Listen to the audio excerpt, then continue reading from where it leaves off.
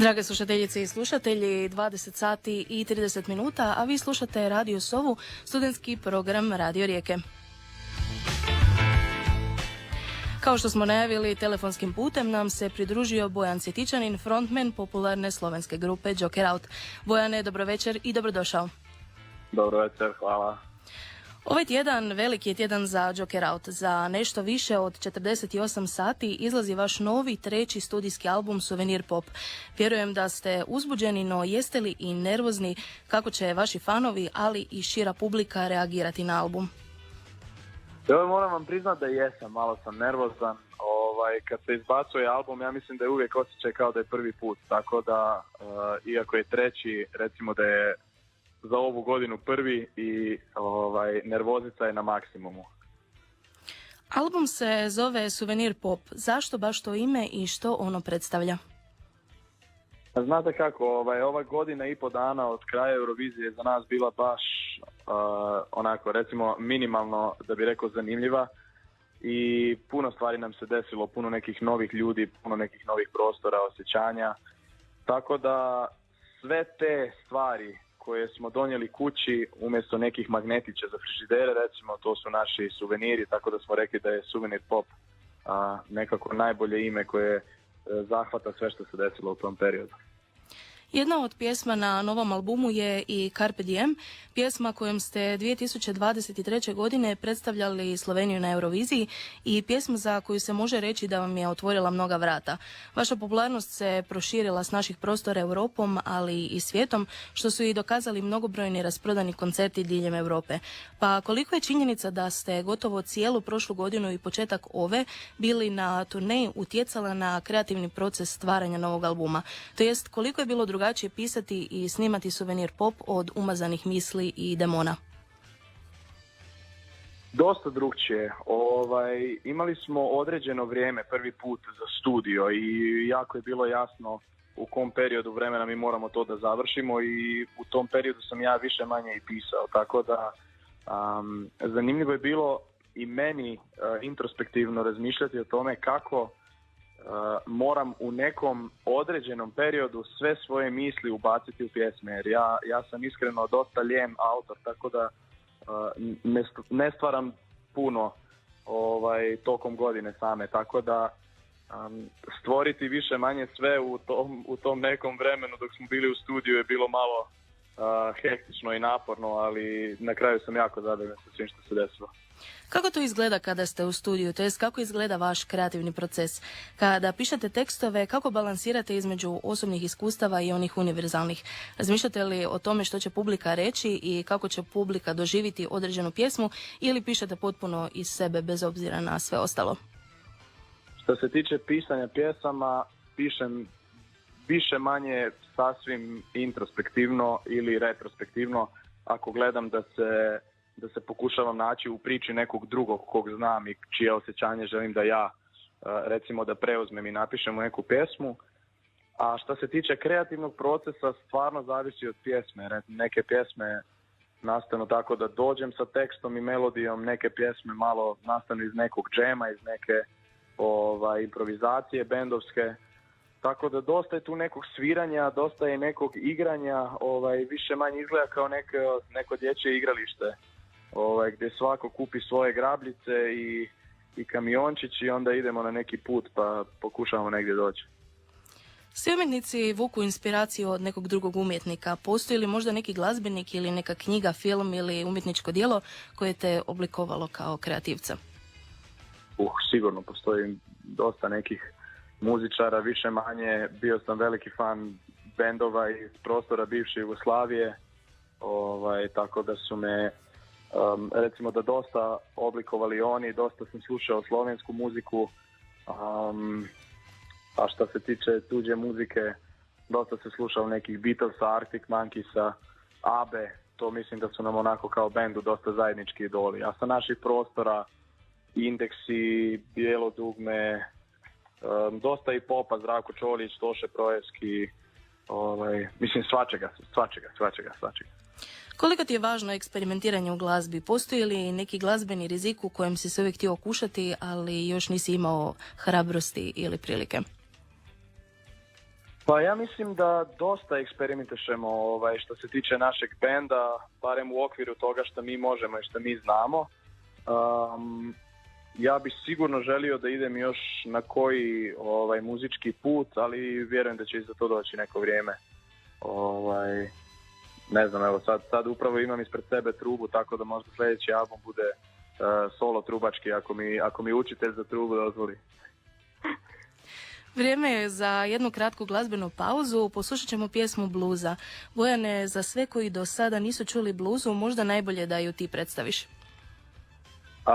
Bluza je ništa. Bluza je nađena i izgubljena ljubav u jednom samom trenu. Ja sam je pisao sa pričom o kafani, gdje sam recimo da ugledao nešto što bi moglo da postoji, a nikad nije. Tako da eto, za sve nađene i izgubljene ljubavi u jednom trenu, to je Bluza. Radio Zova. Rijeka. Zova. Bila je ovo Bluza grupe Joker Out, čiji nam se frontman pridružio telefonskim putem. Vaš novi album izlazi ovog petka, a svi vaši fanovi imat će ga prilike poslušati na vašoj album release turneji, u sklopu koje ćete nastupati diljem Balkana, ali i šire, te 3. prosinca dolazite i u Hrvatsku, točnije u Zagreb. Što je odredilo gdje ćete predstaviti svoj novi album? Pa znate kako, mi smo 1.5 godina stvarno svirali više manje samo po Europi i nismo bili dosta prisutni na Balkanu, a balkansku regiju stvarno smatramo kao koncert kod kuće, tako da za kraj godine i za ovaj album rekli smo da želimo da se osjećamo kao da smo kod kuće i zato smo nekako odabrali te glavne gradove, recimo, koji su nam najbliže za ovu prvu rundu. Mislim da je bio odabir dosta logičan i dosta brz. Što se očekuje vaše fanove koji su se odlučili biti dio album release tura? Hoćete li izvesti i neke od vaših starih pjesama ili su ti termini namijenjeni samo suvenir popu? Ne, naravno, svirat ćemo muziku sa sva 3 albuma, ali suvenir pop ćemo vjerovatno samo na ovoj turneji odsvirati u potpunosti, znači svih 10 pjesama, jer kasnije kad ćemo praviti neke playliste, sumnjam da će se dogoditi da stavimo svih 10 pjesama na isto. Tako da ako ljudi žele da to čuju od prve do zadnje, to im je prilika. Prošle godine ste imali fantastičan koncert u Rijeci koji je ostavio snažan dojam na publiku. Kako je tebi ostao u sjećanju vaš prvi koncert u Rijeci i imate li u planu ponovno nastupiti ovdje u neko skoro vrijeme?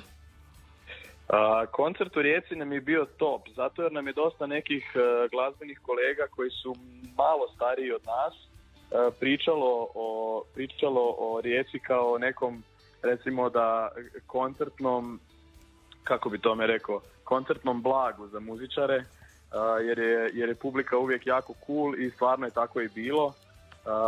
Koncert je bio top, kasnije su se nam u backstage-u pridružili i članovi benda,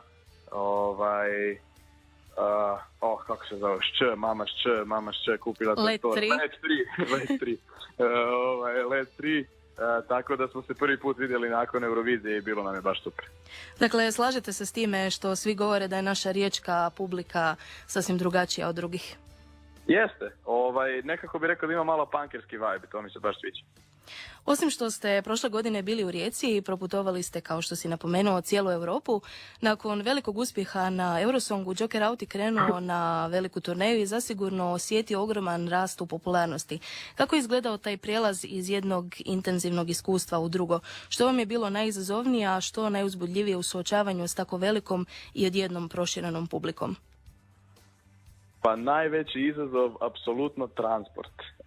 Iako imamo krasnu ekipu i vrhunskog tour menadžera koji je sve to sređivao, putovali smo i prošlu zimu i desilo nam se da su nam u toku jedne noći otkazali 4 leta, tako da traženje drugih opcija, autobusa, vozova i tako dalje, to je bilo baš kaotično da bi stvarno mogli da stignemo na sve datume. Jer znate kako je, jedno večer sviraš u Njemačkoj, drugo večer sviraš u Poljskoj i moraš da dođeš, jednostavno moraš da dođeš. Mi smo bili spremni da trčimo tamo ako treba, ali eto, na kraju sve dobro prošlo. Nadam se da vam na ovoj turneji neće se pojaviti neki takvi problemi. Da maratonci ćemo trčati posljednji krug možda. Idemo na još jednu glazbenu pauzu u kojoj ćemo poslušati pjesmu Stefani. Bila je ovo Stefani, grupe Joker Out, čiji nam se frontman pridružio telefonskim putem. U ovom dijelu intervjua, Bojane, za tebe imamo pitanja koja su nam vaši fanovi postavljali putem Instagrama. Želim se zahvaliti svima koji su postavili svoje pitanje. Pitanja je bilo preko 60 i bilo ih je raznih i sva su bila odlična, no nažalost ne mogu postaviti sva, pa sam odabrala neka od njih. Također ispričavam se svim krivo izgovorenim korisničkim imenima. Bojane, jesi li spreman? Spreman. Talvikoira je pitala: What song was the last to be completed in the new album and why? Koju pjesmu na albumu ste dovršili posljednju i zašto? Mesto duhov, zato jer je bila originalno napisana u engleskom jeziku, zvala se Wembury Muse i odlučio sam da je napišem u slovenskom jer sam imao spremnu tu priču o gradu duhova u kog sam se vratio sa turneje, tako da to je zadnja. Mila Pongrac pita koji ti je najdraži album koji ste napravili do sada? Najdraži album mi je sigurno Souvenir Pop. Ana Čepelkina je pitala: Did you ever have a creative burnout? If yes, then how did you overcome it? Jesi li ikada osjetio kreativni burnout? Ako jesi, kako si ga savladao? Pa ja mislim da dosta puta osjećam neki kreativni burnout, ali ne bih rekao da je baš burnout, nego samo recimo da se osjećam malo prazan, ali iskreno tad samo pričam sa ljudima koji su mi blizu, sa ljudima koji me inspirišu i jako brzo se stvari vrate na svoje mjesto. Trick Me pita: What kind of books do you read? What are the last 3 books you read? Kakve knjige voliš čitati i koje si 3 knjige posljednje pročitao? Pa volim čitati iskreno dosta razne knjige, ali evo zadnje stvari koje sam pročitao su Kafka on the Shore od Murakamija, onda ne znam kako se zove, ali slovenskom je Tuleći mlinar od Arta Pašaline, finskog autora, i nemam pojma, How to Mend Your Mind ili nešto u tom stilu. G. Bolin 123 je pitala: Do you like the interview promo part of being a musician? What makes for a good interview? Voliš li dio posla glazbenika gdje daješ intervjue i radiš promociju? Što čini dobar intervju? Pa mislim, volim raditi intervjue. Jedini dio intervjua koji mi se ne sviđa je ako moram da ih radim prije pjevanja, jer moram puno da pričam i to me dosta smara. Recimo na Euroviziji je to bio strašno težak dio jer smo imali barem 40 intervjua dnevno, a sad je pritisak na tome da otpevaš svoju pjesmu korektno, tako da eto, to nekad može biti malo naporno za vokalistu. A šta čini dobar intervju? Ne znam, dobra energija voditelja i dobra pitanja. Nadam se da je ovo jedan od takvih intervjua. Naravno. Sara Gicevski pita: koje je najvažnije obećanje ili cilj koje si obećao sam sebi?